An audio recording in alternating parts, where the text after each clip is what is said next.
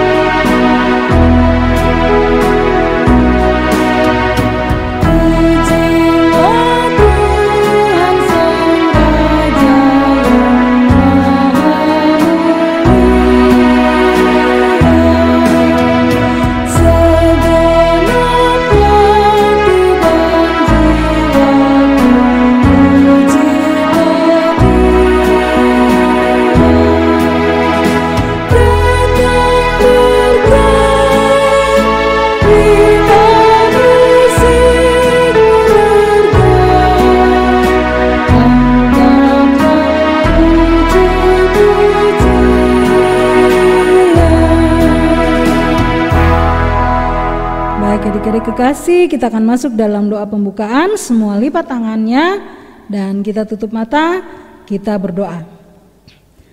Kembali kami datang menghadap hadirat-Mu ya Tuhan, di mana kami bersyukur karena Engkau masih memberkati kami, masih menjaga kami dari malam hingga pagi hari ini. Engkau bangunkan kami dengan tubuh yang sehat dan tidak kurang suatu apapun. Terima kasih Tuhan, terima kasih untuk semuanya itu. Tuhan Allah Bapa yang di sorga, kami akan mulai ibadah sekolah minggu kami pada pagi hari ini. Kiranya Engkau mau memberkati akan ibadah sekolah minggu kami dari awal, pertengahan hingga akhirnya. Kiranya terjadi atas kehendak-Mu saja. Inilah doa kami ya Tuhan, ampunkan salah dan dosa kami, dalam nama Yesus kami sudah berdoa, amin. Ya, adik-adik yang kekasih silakan duduk. Dan kita akan mendengar sebentar, kita akan masuk dalam firman Tuhan. Namun sebelumnya kita angkat dulu satu lagu dari PKJ 117, Ada Yang Tanya.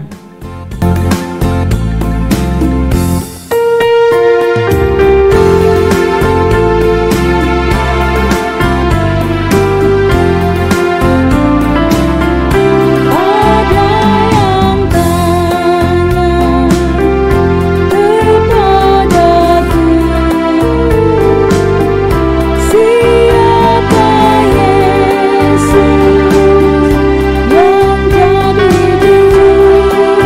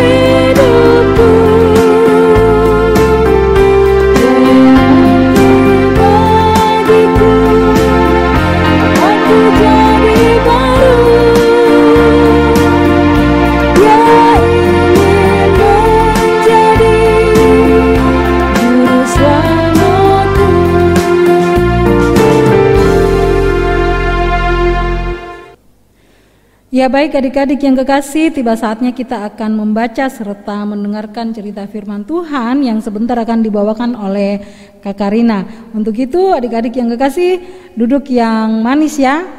Ya. Shalom. Selamat pagi adik-adik yang terkasih dalam Tuhan. Pagi hari ini kita akan membaca dan merenungkan kebenaran firman Tuhan yang nantinya akan dibacakan oleh adik terkasih Elin. Firman Tuhan dari Keluaran 40 ayat pertama sampai ayatnya yang ke-33. Persiapkan Alkitabnya dari Keluaran 40 ayat yang pertama sampai ayatnya yang ke-33. Sebelum Ade Elin membacakan firman Tuhan, mari kita minta pertolongan dan tuntunan Roh Kudus dalam doa. Kita berdoa. Bapa yang sungguh baik, kepadamu kembali kami anak-anak-Mu datang mengucap syukur atas pemeliharaan dan tuntunan Tuhan. Saat ini ya Tuhan, kami akan membaca, mendengarkan kebenaran firman-Mu. Mari Tuhan mampukan adik terkasih Elin yang akan membacakan firman Tuhan ini ayat demi ayat, dan Kakak Rina yang akan merenungkan kebenaran firman-Mu. Beri hikmat-Mu, berkuasalah atasnya sehingga setiap kata-kata yang keluar dari mulut hamba-Mu dapat dipahami dan dimengerti oleh anak-anak-Mu, dan semuanya itu ya Tuhan seturut dengan kehendak-Mu. Ampuni salah dan dosa kami ya Tuhan, di dalam nama Tuhan Yesus kami berdoa. Haleluya, amin. Keluaran pasal 40 ayat 1 sampai 33 berbunyi demikian. Musa mendirikan kemah suci. Berfirmanlah Tuhan kepada Musa, pada hari yang pertama dari bulan yang pertama haruslah engkau mendirikan kemah suci, yakni kemah pertemuan itu. Kau tempatkanlah di dalamnya tabut hukum, dan kau pasanglah tabir sebagai penunjang di depan tabut itu.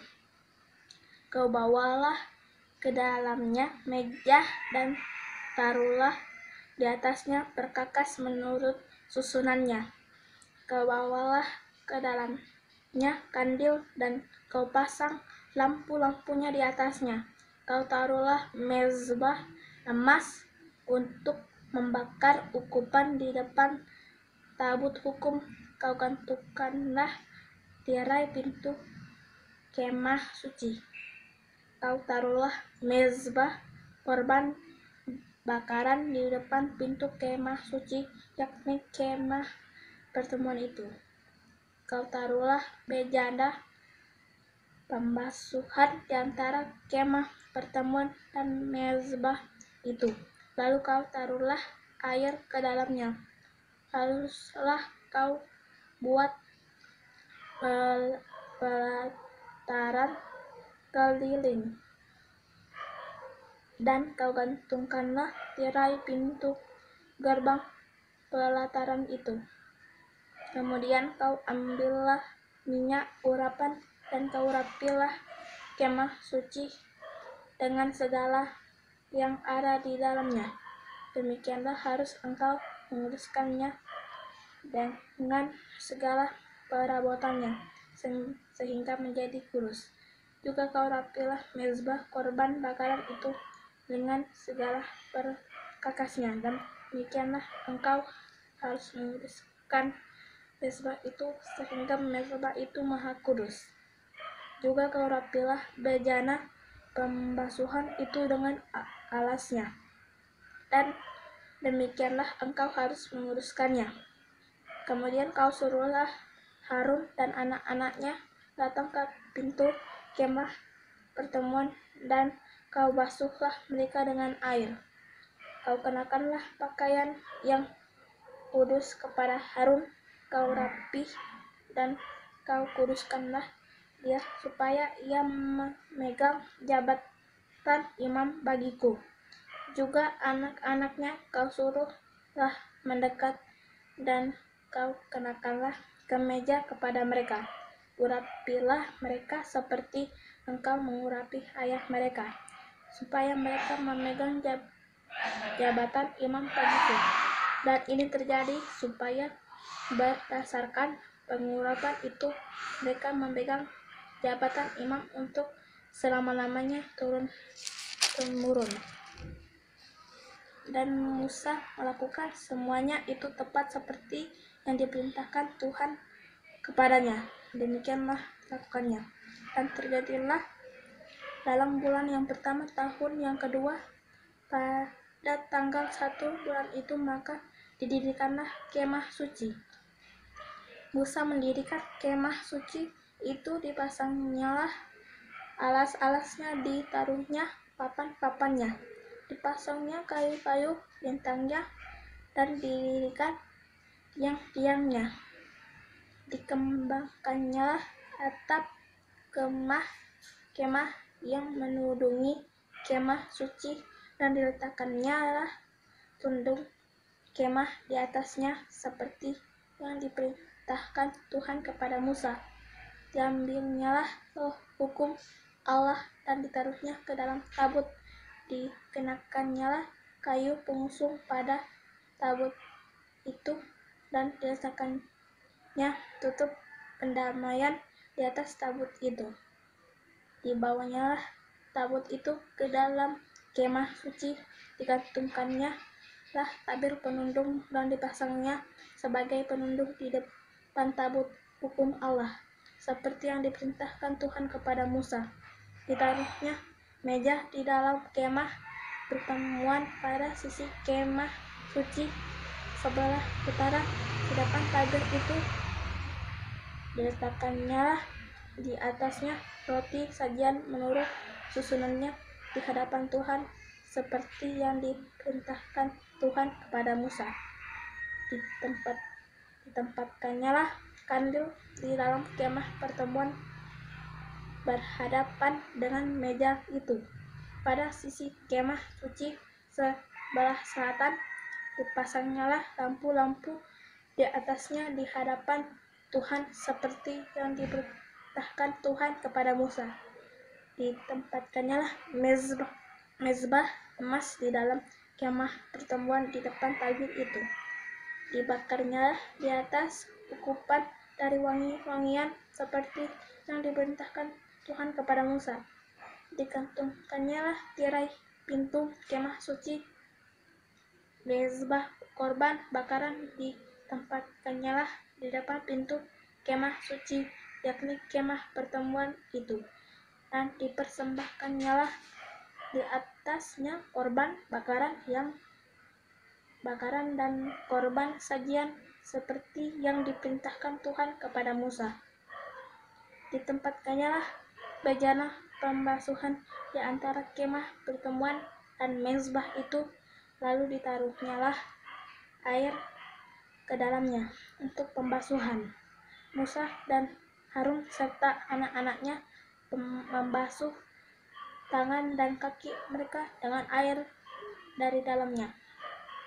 Apabila mereka masuk ke dalam kemah pertemuan dan apabila mereka datang mendekat kepada mezbah itu, maka mereka membasuh kaki dan tangan seperti yang diperintahkan Tuhan kepada Musa. Didirikannya tiang-tiang dalam sekeliling kemah suci dan mezbah itu, dan digantungnya tirai pintu gerbang pelataran itu. Dengan demikianlah diselesaikan Musa pekerjaan itu. Amin. Terima kasih atas pembacaan firman Tuhan oleh adik Elin. Tuhan kiranya memberkati pertumbuhan dan pendidikan adik terkasih. Ya, adik-adik terkasih, mari kita melihat beberapa gambar rumah unik yang berada di beberapa negara. Yang pertama ini kita lihat rumah transparan. Rumah transparan ini berada di Jepang. Rumah transparan ini unik ya adik-adik, karena dinding-dindingnya itu semuanya terbuat dari kaca. Berikutnya kita lihat rumah skateboard di California. Nah, rumah skateboard ini pastinya diperuntukkan untuk orang-orang yang suka dengan skateboard. Berikutnya lagi kita lihat rumah tipis yang ada di Polandia. Rumah ini berbentuk seperti kapsul. Berikutnya lagi kita lihat rumah Hobbit di Wales. Nah, rumah Hobbit ini cukup terkenal di sebuah film. Mungkin di antara adik-adik sudah ada yang pernah menonton film ini. Berikutnya kita lihat rumah terunik berikutnya, yaitu rumah terbalik yang ada di Jerman. Ya, setelah kita melihat beberapa rumah unik ini yang ada di beberapa negara yang berbeda, dari sini kita lihat bahwa yang terpenting dari sebuah rumah itu bukanlah bentuk rumah itu, bukan karena rumah itu mewah, tetapi yang terpenting adalah fungsi dari rumah itu sendiri, yaitu untuk tempat tinggal. Ya, kembali ke dalam bacaan kita pada pagi hari ini, menceritakan bahwa Tuhan memberi perintah kepada Musa untuk membuat kemah suci. Kemah suci ini diperuntukkan untuk Tuhan. Dan Tuhan sudah merancang sedemikian rupa akan bentuk isi daripada kemah suci yang diperintahkan kepada Musa untuk dibuat. Perintah tersebut disampaikan Tuhan kepada Musa pada saat ia berada di Gunung Sinai. Nah, untuk apa kemah suci ini dibuat adik-adik? Ternyata kemah suci ini didirikan untuk menjadi tempat kediaman kudus bagi Tuhan, supaya ia tinggal di tengah-tengah umat Israel pada saat itu. Tujuannya apa adik-adik? Tujuannya adalah agar umat Israel merasakan kehadiran Tuhan dan sekaligus sebagai tanda penyertaan Tuhan selama umat Israel melakukan perjalanan menuju ke tanah perjanjian. Adik-adik, sebelum kemah suci ini didirikan, Allah hadir di tengah-tengah umat Israel secara tidak langsung, yaitu melalui perantaraan Musa hambanya. Musa menyampaikan segala yang difirmankan Allah kepada umat Israel.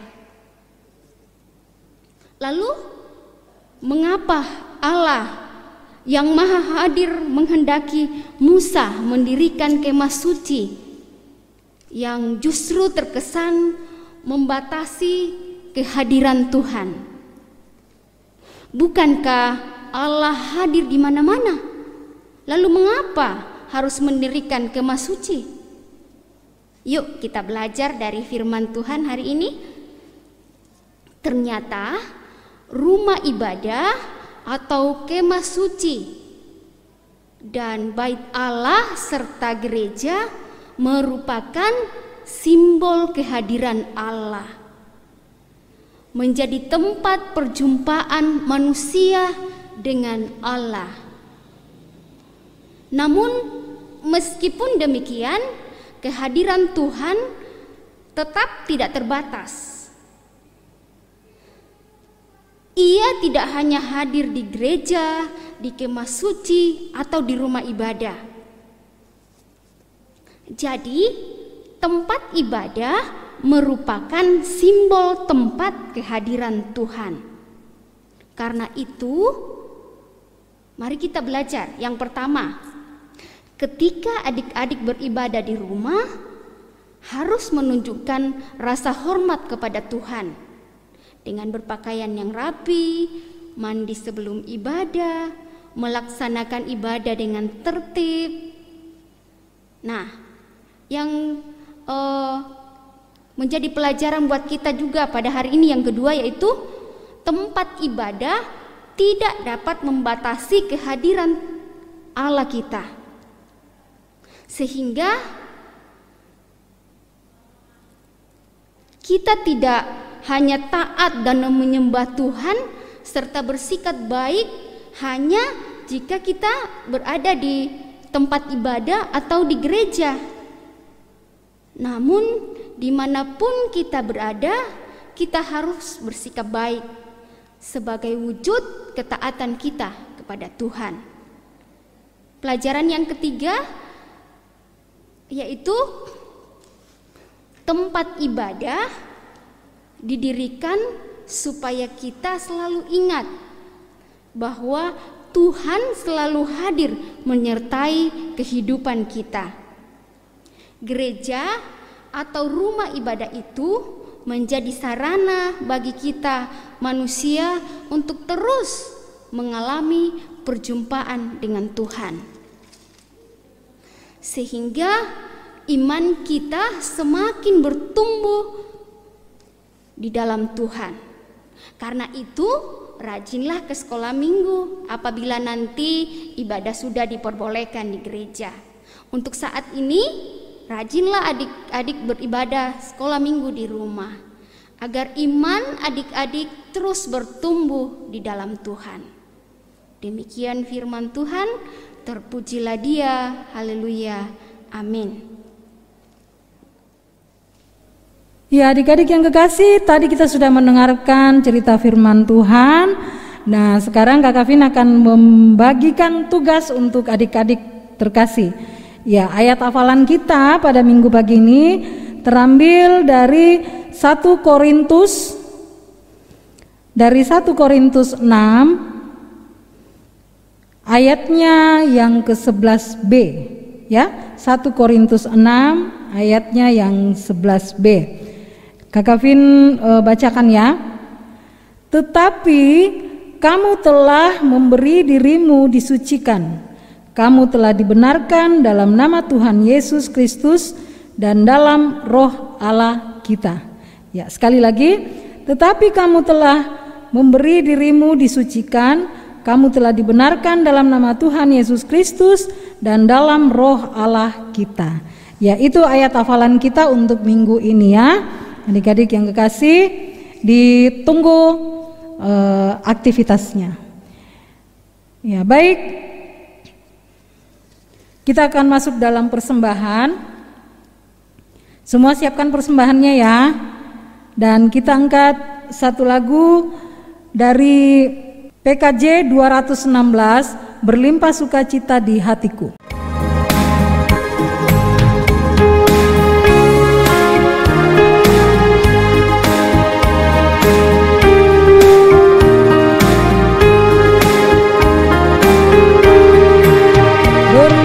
Sukacita di hatiku, di hatiku, di hatiku, berlimpah sukacita di hatiku.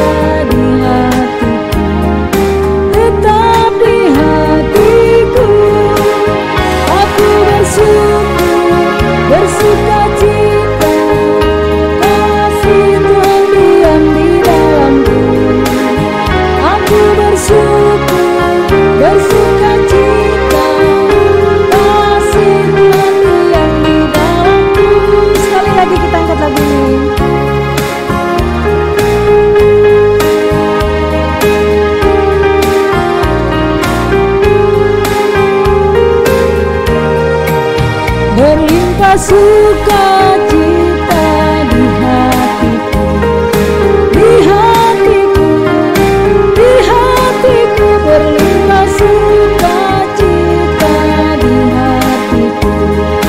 Tetapi hatiku, aku bersukacita, kasih Tuhan diam di dalamku. Aku bersukacita, kasih Tuhan diam di dalamku.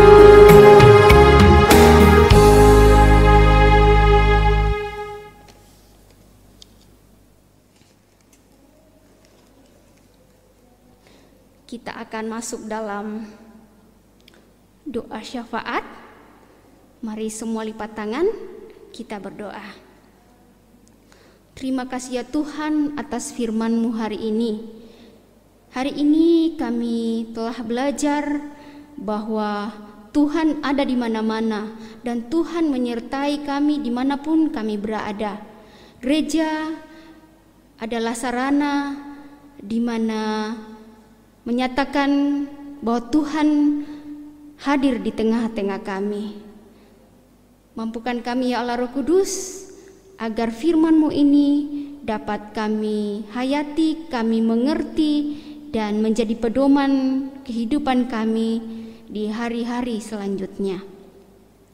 Saat ini Tuhan, kami mau berdoa buat Ibu Pendeta berserta dengan keluarga, kakak-kakak pengasuh, dan majelis, serta semua anak-anak Tuhan yang memberi diri mereka menjadi pelayan-pelayan Tuhan di jemaat kami. Mari Tuhan berkati mereka masing-masing. Kami juga berdoa ya Tuhan buat orang tua kami dalam aktivitas pekerjaan mereka. Tuhan kiranya beserta mereka. Kami pun berdoa ya Tuhan buat anak-anak sekolah minggu-Mu dalam masa pertumbuhan dan pendidikan mereka. Berkenan Tuhan memelihara kehidupan mereka setiap harinya. Kami berdoa buat orang-orang tua kami Tuhan yang saat ini ada dalam kelemahan tubuh. Berkenan Tuhan menjamah dan memberkati segala usaha pengobatan yang dilakukan, sehingga apa yang menjadi harapan keluarga, harapan kami, mereka boleh terima seturut dengan kehendak Tuhan. Secara khusus kami berdoa buat Ibu terkasih Ibu Novi Mailang, Ibu Erwano, Kakak Sisi yang saat ini ya Tuhan dalam pengobatan dan juga yang dalam pemulihan. Engkau Tuhan menyatakan kehendak-Mu atas masing-masing mereka. Kami berdoa ya Tuhan buat bangsa dan negara kami. Engkau Tuhan memberkati pemerintah kami dari pusat sampai ke pelosok desa. Dengan hikmat-Mu mereka dimampukan melaksanakan tugas dan tanggung jawab mereka dengan takut akan Tuhan. Kami juga berdoa ya Tuhan buat keadaan kami saat ini. Ruang gerak kami terbatas oleh karena adanya pandemi virus COVID-19. Kami menyerahkannya ke dalam tangan kuasa-Mu ya Tuhan. Berkenan Tuhan memberkati setiap upaya yang dilakukan, sehingga harapan kami boleh kembali kepada keadaan yang normal. Kami boleh beraktivitas tanpa terbatas, namun semuanya ini ada dalam kuasa dan kehendak-Mu. Hari ini pula anak-anak-Mu telah memberikan ungkapan syukur mereka lewat persembahan. Berkenanlah Tuhan memberkati, sehingga persembahan ini ya Tuhan dapat menunjang pelayanan di jemaat kami, dan Tuhan memberkati yang merupakan asal dari berkat ini.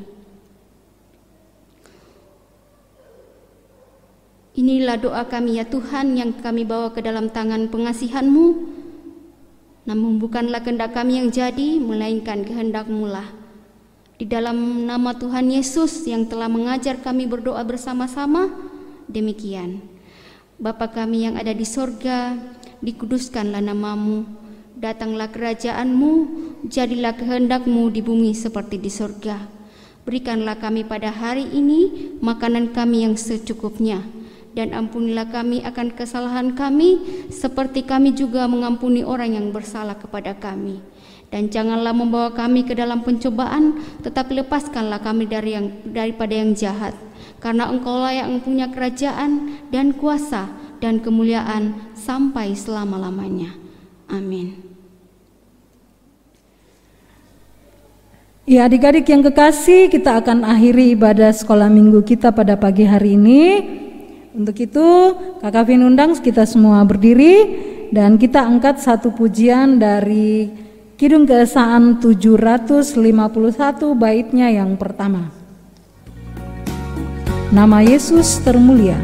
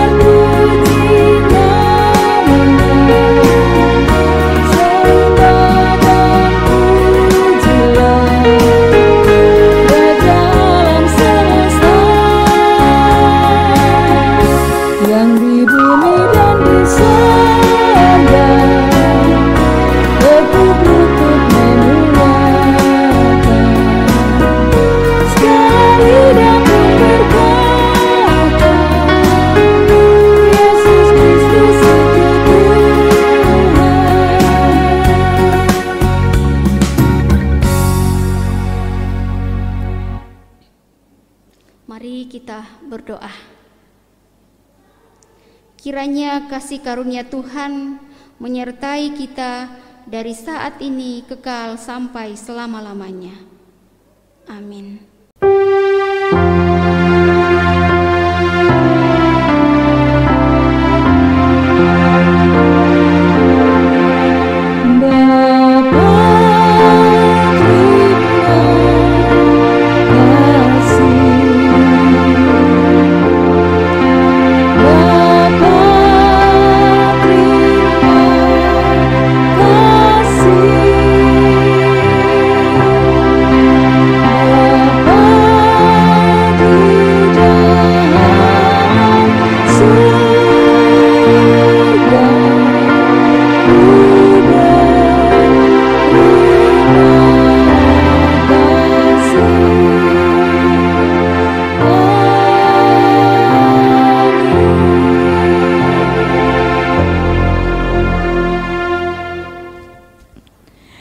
Ya, adik-adik yang kekasih, demikianlah ibadah sekolah minggu pada pagi hari ini. Pesan Kak Kavin, tetap jaga kesehatannya ya. Dengar-dengaran sama Papa dan Mama. Shalom, selamat hari Minggu, Tuhan Yesus memberkati. We thank you and praise you. Hallelujah, Almighty